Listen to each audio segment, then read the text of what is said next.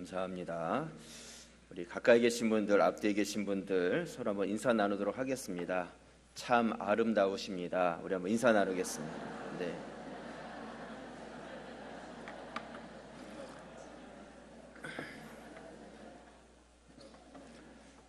대답을 하세요. 저도 알고 있었습니다.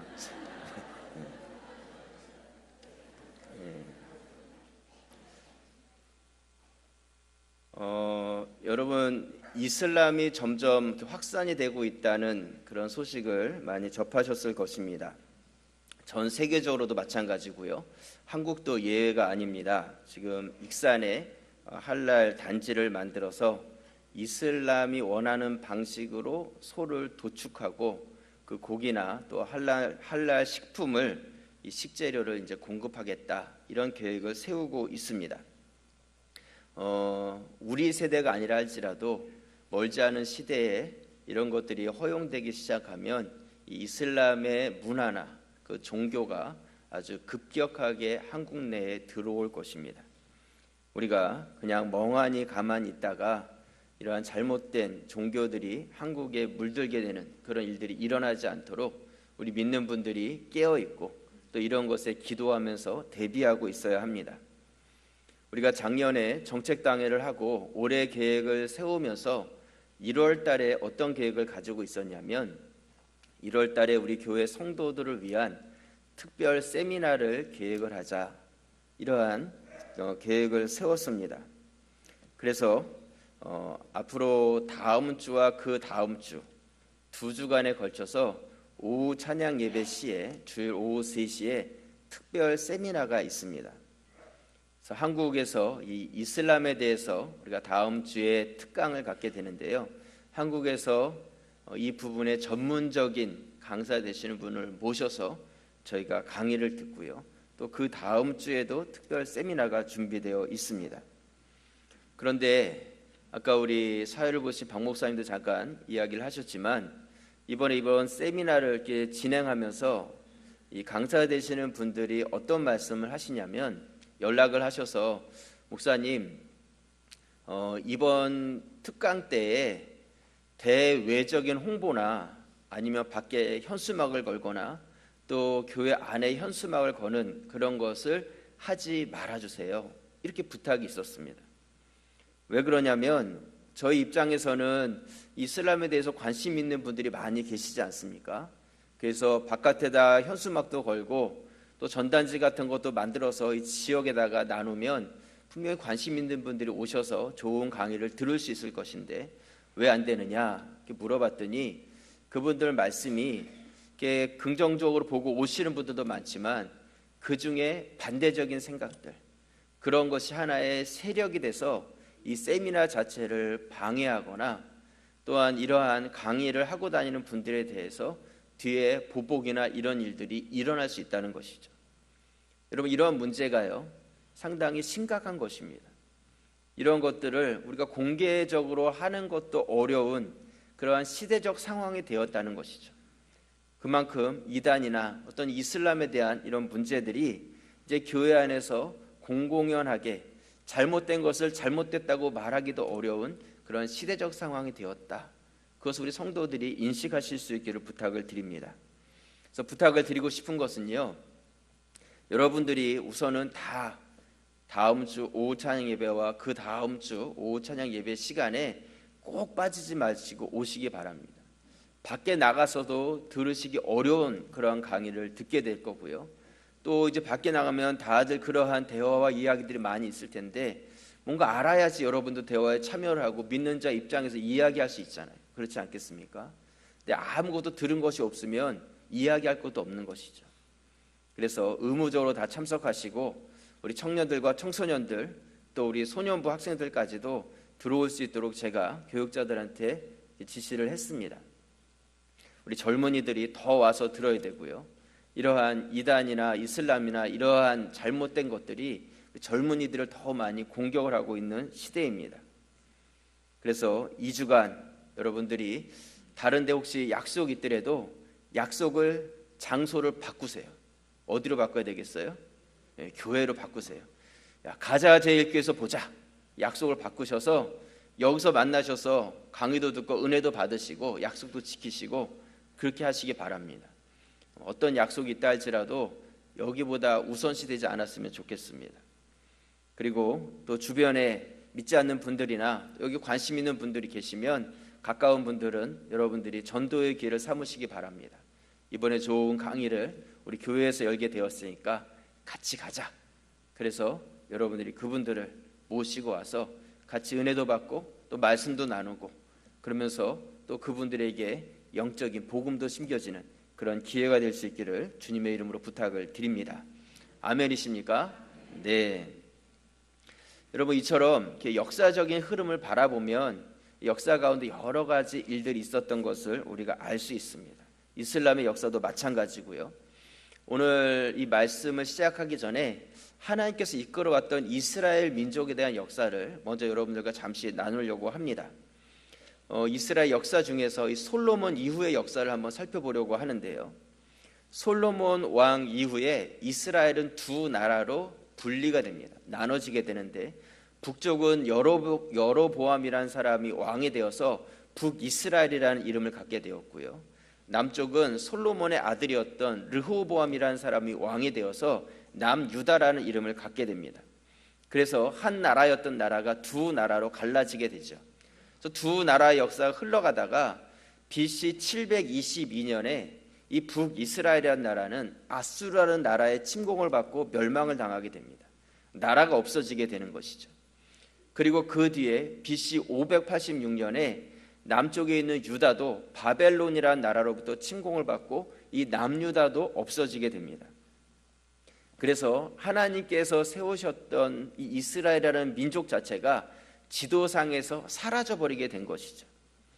그런데 그 후의 역사를 바라보면 이 북이스라엘이라는 이 민족은 완전히 다 없어져 버리게 되었어요. 그 이유는 아수르가 침공을 해서 북이스라엘 사람들을 다 죽여버렸기 때문에 없어진 것이 아니라 아수르가 북이스라엘을 침공한 후에 그 나라를 정복한 후에 어떤 정책을 폈냐면 혼합 정책을 폈습니다. 그래서 이 북이스라엘이라는 나라가 다른 민족과 섞여서 결혼을 하기 시작한 것이죠. 그래서 자녀를 낳았는데 이 자녀가 아수르 사람이라고 말하기도 그렇고 그렇다고 이스라엘 사람이라고 말하기도 그런 거예요. 왜냐하면 다 섞여버렸기 때문에. 그런데 그런 자녀가 2대, 3대 이렇게 넘어가다 보니까 이제는 어떤 민족의 개념이 다 섞여가지고 사라져버리게 된 것이죠. 모든 사람이 죽어서 없어진 것이 아니라 섞여서 사라져버린 것, 굉장히 이것이 위험한 것입니다. 여러분, 우리가 우리의 자녀들이 믿는 사람들과 결혼해야 된다는 것, 그것을 이러한 역사적인 흐름으로 볼 때에 우리가 그것을 인식할 수 있는 것이죠. 우리 자녀들이 아직 결혼 안 했다면 우리 부모님들이 계속 이야기해 주세요. 믿는 사람하고 결혼하라고 이야기하시고 관심도 갖고 그렇게 기도해 주시고 그렇게 해주시기를 바랍니다. 나중에는 뜯어 말려도 안 되는 때가 와요. 그때가 되면 우리 사위 아니면 우리 며느리 꼭 믿음 갖게 해달라고 또 눈물 흘려 기도해야 되는 그런 어려움이 있지 않겠습니까? 그렇게 되지 않기 위해서는 여러분들이 먼저 믿는 자들과 우리가 결혼하고 그럼으로 인해서 믿는 자의 후손들이 이어갈 수 있도록 여러분들이 먼저 열심을 내주시길 부탁을 드립니다. 북이스라엘의 역사가 그랬고요. 그렇다면 남유다는 멸망당한 뒤에 어떻게 되었느냐? 남유다는 바벨론의 멸망을 당하고 포로로 끌려갑니다. 그래서 포로 생활을 몇 년 동안 하게 되냐면 무려 70년 동안 포로 생활을 하게 되죠. 그래서 북이스라엘은 지도에서 사라졌지만 남유다는 포로 생활 가운데서도 혼합되거나 섞이지 아니하고 자신의 정체성을 가지고 그 민족을 이어가게 됩니다.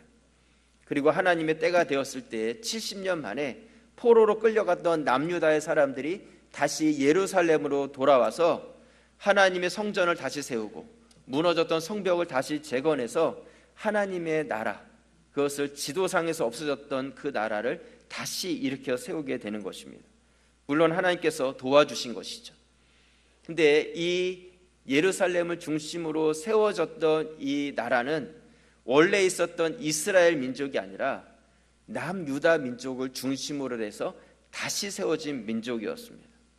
그렇기 때문에 이 사람들은 이스라엘이라는 이름을 갖는 것보다는 우리는 유다의 후손이다, 우리는 유대인이라는 그러한 유대인에 대한 정체성을 갖게 된 것이죠. 그래서 지금의 이 유대인들은 바로 이 남유다의 후손들을 의미하고 있는 것입니다. 근데 이들은 이렇게 없어질 수 있었던 민족을 자기 자신들이 다시 세웠기 때문에 어떤 생각을 가졌냐면, 우리는 선택된 민족이다. 우린 특별한 사람들이다. 우린 다른 사람하고 섞인 저 북쪽 이스라엘 사람들하고는 질적으로 다른 그런 사람들이다. 이런 생각을 가진 것이죠. 그래서 자기 자신에 대한 이러한 자존감, 이것이 너무 강했기 때문에 이방의 민족들에 대해서는 오히려 무시하고 사람 취급도 안 하고 때로는 짐승처럼 여기고 대화도 하지 않고 그 마을 근처에는 가지도 않고 옆으로 삥 돌아다녔다는 것입니다. 그래서 이 북쪽에 살고 있었던 예루살렘 중심으로 유대 지역이 아니라 사마리아나 그 위쪽에 갈릴리 지역에 있었던 사람들은 거의 무시를 많이 당한 그런 상황이었습니다.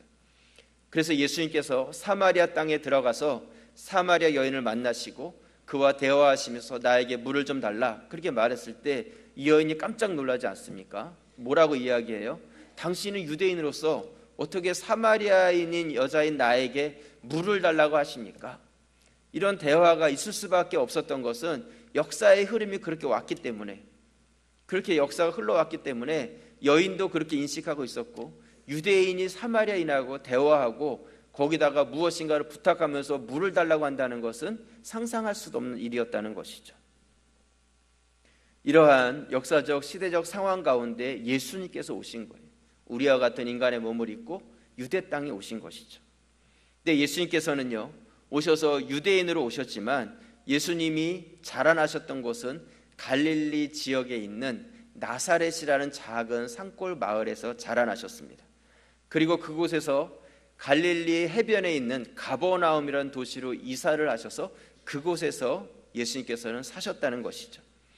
이러한 예수님의 어렸을 때 또한 젊으셨을 때의 활동의 중심지는 유대인들이 주로 살았던 예루살렘이 중심이 아니라 이방인들이 살고 있었던 이 갈릴리를 중심으로 해서 예수님께서 사셨다는 것입니다. 근데 오늘 본문의 말씀, 예수님의 공생애를 시작하면서 이 지역에 대한 말씀을 우리에게 언급하고 있습니다. 오늘 마태복음 4장 12절 말씀에 보시면요, 뭐라고 말씀하고 있냐면, 예수께서 요한이 잡히셨음을 들으시고 갈릴리로 물러가셨다가 나사렛을 떠나 스불론과 납달리 지경 해변에 있는 가버나움에 가서 사시니 이는 선지자 이사야를 통하여 하신 말씀을 이루려 하심이라. 일러스되 스불론 땅과 납달리 땅과 요단강 저편 해변 길과 이방의 갈릴리여. 16절 우리 같이 읽겠습니다. 흑암에 앉은 백성이 큰 빛을 보았고 사망의 땅과 그늘에 앉은 자들에게 빛이 비추었도다 하였느니라. 예수님께서는 세례 요한이 잡혔다는 소식을 듣고 나사렛을 떠나서 안전하지 않은 것을 아시고 해변 마을인 가버나움으로 이사를 하셔서 거기에 사셨다, 이렇게 말씀하고 있습니다. 그것은 선지자 이사야의 예언의 말씀을 이루려 하심이었다. 그러면서 스불론 땅, 납달리 땅, 요단강 저편 해변길과 이방의 갈릴리여, 이렇게 말씀하고 있어요. 이방 땅이라는 것이죠. 소외된 자들, 멸시받은 자들이 살고 있는 땅이라는 것입니다.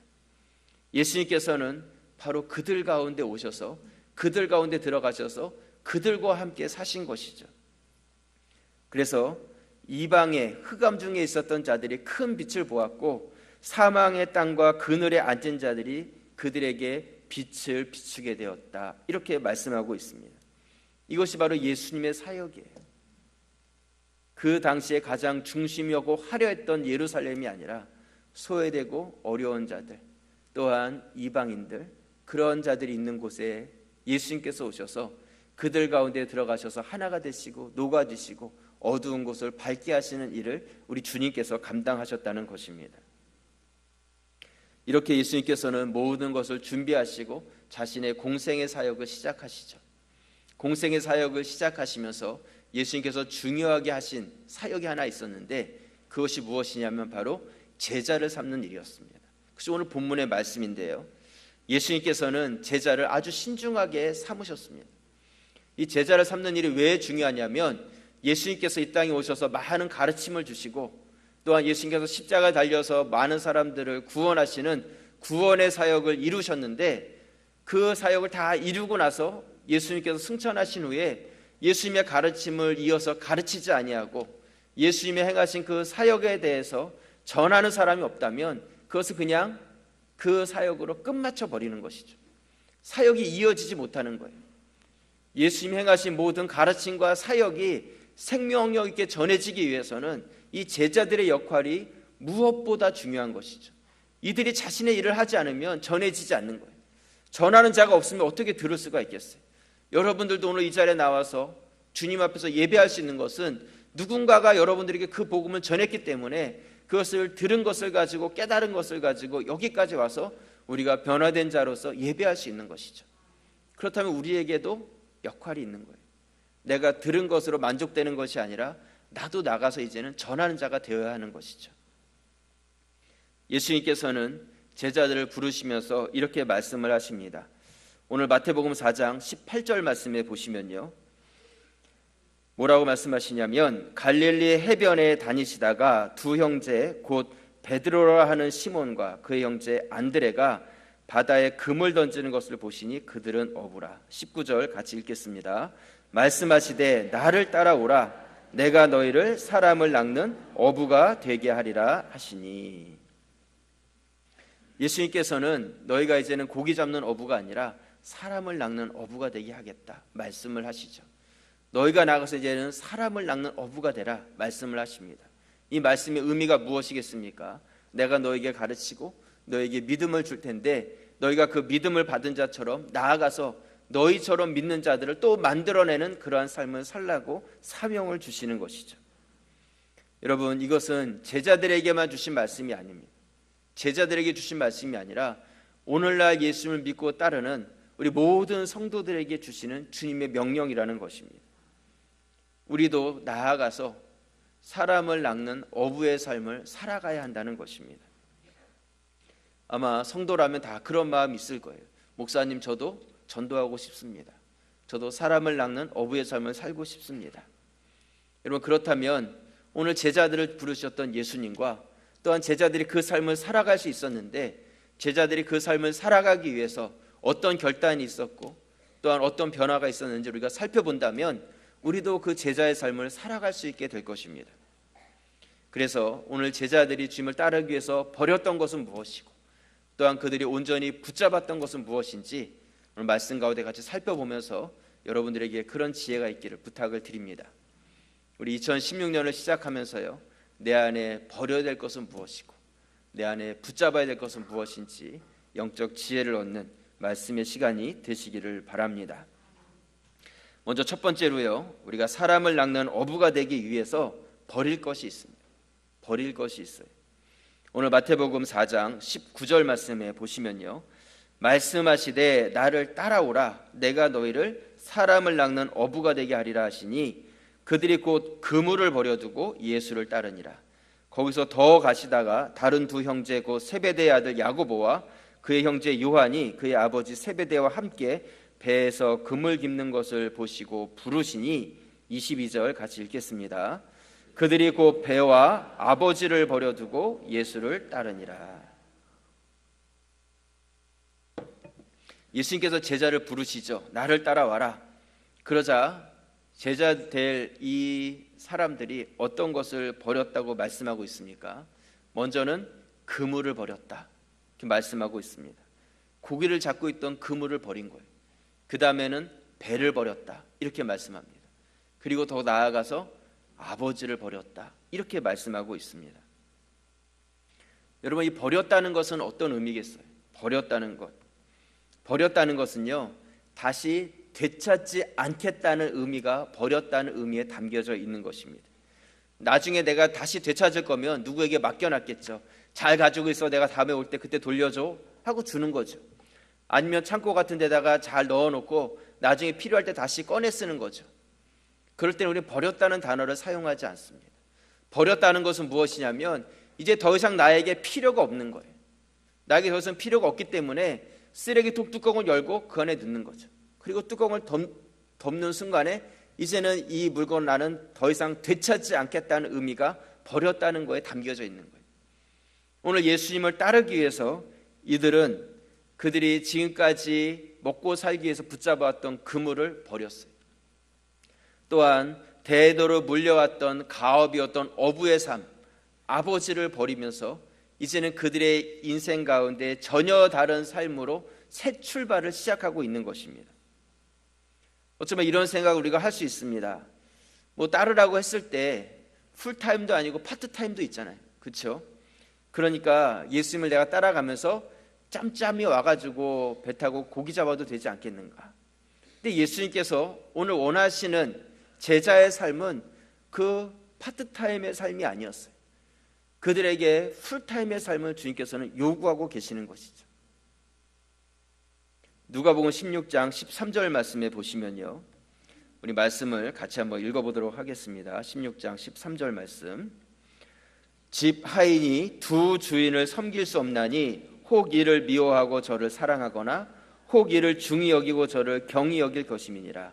너희는 하나님과 재물을 겸하여 섬길 수 없느니라. 아멘. 한 하인이 두 주인을 섬길 수 없다는 거예요. 당연하죠. 주인의 생각이 같지 않는데 어떻게 두 주인을 섬길 수가 있겠습니까? 여러분, 우리 그리스도인들이 바로 그런 두 주인을 섬기는 사람이 아닙니까? 내가 혹시 그런 사람은 아니세요? 입술로는 내가 그리스도의 종이라고 말을 하면서도 내 뒤로는 무엇인가 놓지 못하고 계속 붙잡으면서 그것을 놓지 못하고 살아가는 그런 인생이 아니냐는 것이죠. 그러면서 나는 잘 살고 있다, 마치 내 인생에 좋은 보험 하나 들어둔 것처럼 앞으로 내가 예수를 믿었으니까 구원을 받고 혹시 이게 아니라 할지라면 내가 이거라도 붙잡고 가니까 괜찮다는 어떤, 그러면서 내가 인생을 지혜롭게 산다고 생각하고 있지는 않으십니까? 여러분, 두 주인을 섬기는 종은 없어요. 어떤 분들은 마치 내가 모든 것을 포기하고 버려야 된다니까 지금까지 쌓아왔던 모든 것을 다 잃어버리면 어떡하나, 그런 두려움이 있지는 않으십니까? 오늘 주님께서 원하시는 것은 그것이 아니에요. 내가 쌓아왔던 것을 다 포기하고 다 버리라는 어떤 그런 개념이 아니에요. 우리의 삶의 우선순위와 중심이 주님 앞에 있느냐가 중요하다는 것이죠. 마태복음 13장 44절 말씀에 보시면요, 우리 말씀 한번 같이 읽어보도록 하겠습니다. 마태복음 13장 44절. 천국은 마치 밭에 감추인 보화와 같으니 사람이 이를 발견한 후 숨겨두고 기뻐하며 돌아가서 자기의 소유를 다 팔아 그 밭을 사느니라. 아멘. 밭에서 일을 하던 사람이 귀한 보물을 발견합니다. 세상에 어떤 것과도 바꿀 수 없는 귀한 보물을 발견한 것이죠. 근데 그 밭이 내 밭이 아니에요. 어떻게 하겠어요? 그 밭을 사야 되겠죠. 내가 가지고 있는 모든 것을 다 팔아서라도 그 밭을 얻으려고 한다는 것이죠. 왜 그러겠어요? 그 밭의 가치와 그 비밀을 알았기 때문이라는 것입니다. 여러분, 이것이 바로 우리 성도의 삶이라는 것이죠. 내 것을 포기하고 내 것을 잃어버린다고 해서 다 없어지는 것이 아니라 우리가 더 값진 것을 위해서 내 것을 내려놓을 수 있는 것이죠. 더 값지다는 것은 무엇을 의미하냐면 주님께서 주시는 것, 또한 주님께 대한 우리의 믿음과 신뢰, 이것이 우리 가운데 온전해질 때 우리는 내 것을 내려놓기 시작하는 것이죠. 주님에 대해서 믿을 수가 없고 그분을 신뢰하지 못하고 그분이 주신 것이 더 좋은 것을 주신다는 것에 대한 확신이 없을 때에는 내가 가지고 있는 것을 놓을 수 있는 용기가 없는 거예요. 여러분, 오늘 이 본문의 말씀은 2016년 이 첫 달 1월을 우리에게 주시면서 굉장히 큰 도전이 되는 말씀입니다. 제자를 부르신 말씀은 우리의 인생 가운데 굉장히 큰 도전이에요. 제자들을 한번 생각해 보세요. 지금까지 살아왔던 삶과 전혀 다른 삶으로 변화되는 말씀이잖아요. 오늘 이 말씀이 바로 그런 말씀이라는 것이죠. 근데 한번 나의 삶을 돌아보시길 바랍니다. 무엇인가 변화를 원하는데 변화가 없어요. 늘 매너리즘에 빠진 것처럼 그렇게 살아가고 있습니다. 때로는 후회가 되고 낙심이 되고 우울하고 내 삶에 열정이 없어요. 이렇게 사는 것이 맞나? 그러면서도 그렇게 살아왔던 것처럼 살아가는 것이죠. 내 삶에 무엇인가 변화를 원하고 열정적 사역을 좀 하고 싶은 그런 마음들이 있는데 내가 그것이 되어지지 않는 거예요. 여러분, 왜 그런지 아십니까? 내가 놓지 못하기 때문이에요. 버리지 못하기 때문이라는 것이죠. 이걸 뭔가 내려놔야지 새로운 것을 붙잡을 수가 있는데 이걸 다 부여잡고 그 다음에 무엇인가를 하려고 하니까 아무것도 잡혀지지가 않는 것이죠. 사랑하는 우리 가자제일교회 성도 여러분, 때가 악합니다. 시대가 어두워요. 어두울수록 작은 빛도 더 밝게 보이는 것처럼 오늘 주님께서 제자들을 부르십니다. 나를 따라와라. 그들이 자신의 것을 내려놓고 주님을 따르기 시작했을 때 그들의 인생이 하나님 앞에서 아름답게 빛이 나기 시작했습니다. 우리 2016년을 생각하면서 우리가 단순한 삶 이야기하는데 단순하다는 게 무엇이겠어요? 먼저 내 것을 내려놔야지. 내가 지금 붙잡고 있었던 거, 잊고 있었던 것을 벗어놔야지 단순해지는 거 아니겠어요? 우리가 단순한 삶을 살기 위해서 내 안에 버려야 될 것이 무엇인지, 내가 놓아야 될 것은 무엇인지 한번 돌아보시고 결단의 시간이 되시기를 주님의 이름으로 축원합니다. 두 번째로요, 사람을 낚는 어부가 되기 위해서 그렇다면 붙잡아야 될 것은 무엇이겠는가? 오늘 마태복음 4장 19절 말씀 다시 보시면요, 우리 함께 읽겠습니다. 말씀하시되 나를 따라오라. 내가 너희를 사람을 낚는 어부가 되게 하리라 하시니, 예수님께서는 제자들에게 따라와라 말씀하시면서 그들에게 사명을 주세요. 그게 뭐냐면 내가 너희로 사람을 낚는 어부가 되게 하겠다, 이렇게 말씀하시죠. 제자들은 그 말씀을 받자 자기가 가지고 있었던 금을 버렸어요. 배도 버리고 아버지도 버렸어요. 여러분, 이 세베대는 굉장히 큰 부자였어요. 제가 옛날에 이 요한에 대해서 그 설교를 하면서 이 세베대에 대한 아버지에 대한 그 말씀을 제가 나눴던, 제자들의 말씀하면서 나눴던 기억이 있는데요, 그러한 자기의 인생의 모든 것들이 다 책임져지는 금수저를 물고 태어난 제자들도 있었다는 것이죠. 여러 배를 가지고 있었던 아버지가 있었다는 거예요. 그럼에도 불구하고 그 금수저를 내려놓은 것이죠. 그렇다면 그들이 그 모든 것을 내려놓고 무엇을 붙잡았겠어요? 그것은 바로 주님께서 그에게 주신 사명을 붙잡은 것입니다. 다른 어떤 것이 없어요. 현재 눈에 보이는 것이 아무것도 없지만 사람을 낚는 어부가 되게 하겠다, 그 사명을 그들은 붙잡은 것이죠. 여러분, 아브라함은 생각해 보시기 바랍니다. 갈대아 우르에서 아버지 데라 밑에서 안전하게 살고 있었습니다. 그때 하나님의 음성이 들려지죠. 창세기 12장 1절 말씀, 여호와께서 아브라함에게 이르시되 너는 너의 고향과 친척과 아버지의 집을 떠나 내가 내게 보여줄 땅으로 가라. 2절 같이 읽겠습니다. 내가 너로 큰 민족을 이루고 내게 복을 주어 내 이름을 창대하게 하리니 너는 복이 될지라. 아브라함은 지금 어디로 가야 될지 모르는데 가라는 거예요. 내가 내게 지시할 땅으로 가라. 그러면서 너로 큰 민족을 이루게 하시겠다. 아브라함은 지금 나이가 75세인데 애가 하나도 없었어요. 아들도 딸도 아무것도 없었어요. 그런데 너로 큰 민족을 이루겠다는 그 말씀 한마디에 그의 사명으로 그것을 받은 것이죠. 그러면서 그는 짐을 싸고 그곳을 떠났습니다. 여러분, 이것은 예수님의 제자들이나 아니면 아브라함에 대한 말씀으로만 국한된 것이 아닙니다. 모든 믿음의 사람들, 하나님께로부터 쓰임받은 사람들은 다 그런 삶을 살았다는 것이죠. 그들에게 주어진 사명이 있었고 그 사명 앞에서 자신의 것을 먼저 버렸고 그 사명을 온전히 붙잡은 거예요.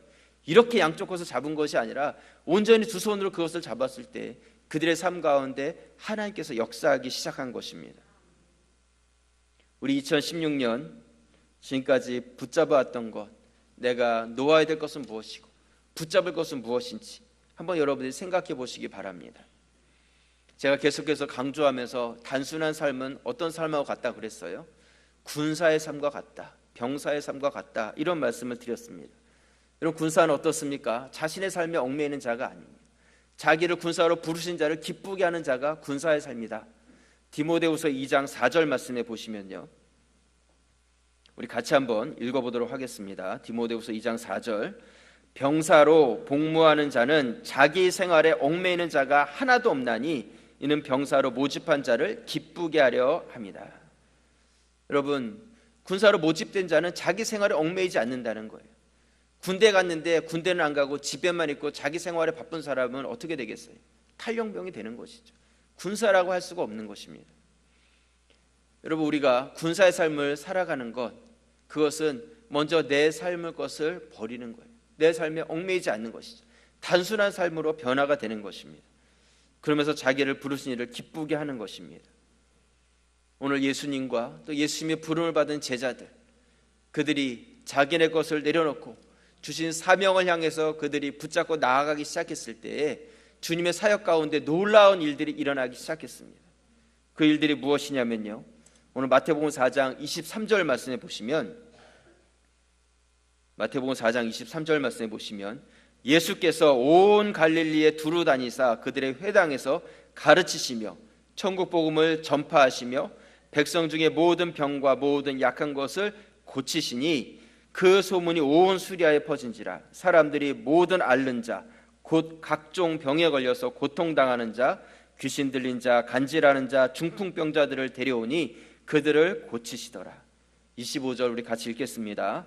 갈릴리와 데가볼리와 예루살렘과 유대와 요단강 건너편에서 수많은 무리가 따르니라. 여러분, 이것이 예수님의 사역이에요. 예수님께서는 소외된 자들, 어두운 곳, 어려운 자들, 그곳에 찾아오셨고 그들 가운데 빛이 되셨고 그들의 근본적인 문제를 해결하기 시작하셨습니다. 자신의 것을 버리고 주의 사명을 붙잡은 자들을 통해서 그 일을 이루셨습니다. 여러분, 저희 교회 2013년도 3년 전이죠. 표어가 무엇이었는지 아십니까? 가르치고 전파하고 치유하는 교회였어요. 이 말씀이었어요. 여러분, 해가 바뀌고 표어가 바뀌어도 우리의 감당해야 될 사명과 역할은 바뀌지 않습니다. 예수님께서 이 땅에 오셔서 행하신 사역은 이 세 가지였어요. 가르치고 전하시고 치유하는 사역, 가르치고 전파하고 치유하는 사역, 그 사역을 하셨고 주님께서 그렇게 행하셨듯이 오늘날 교회를 세우셔서 그 사역을 이어가게 하셨고 오늘날 성도 한 명 한 명들이 그 사역을 감당하게 하셨습니다. 여러분, 한 사람 한 사람에게 주어진 사명이 있어요. 그것은 가르치고 전파하고 치유하는 일들을 여러분들이 세상 가운데 행해 가셔야 한다는 것이죠. 내가 세상 가운데 붙잡고 있었던 것을 이제는 내려놓고 주님을 위해서 나에게 주신 그 사명을 붙잡으실 수 있기를 부탁을 드립니다. 우리가 엉뚱한 것에 우리의 마음과 생각이 빼앗기는 것이 아니라 나에게 주신 사명을 향해서 한 걸음 한 걸음 나아가심으로 인하여서 2016년도 여러분 삶 가운데 열정이 생기고 지금까지는 내 안에 내가 왜 사나 하는 그러한 마음이 있었다면 내가 이러한 것을 위해서 살지, 내가 주님 앞에서 분명히 해야 될 것을 발견하고 그것에 대해서 힘을 내는 그런 성도의 삶이 되시기를 주님의 이름으로 축원합니다. 기도드리겠습니다. 감사합니다. 하나님.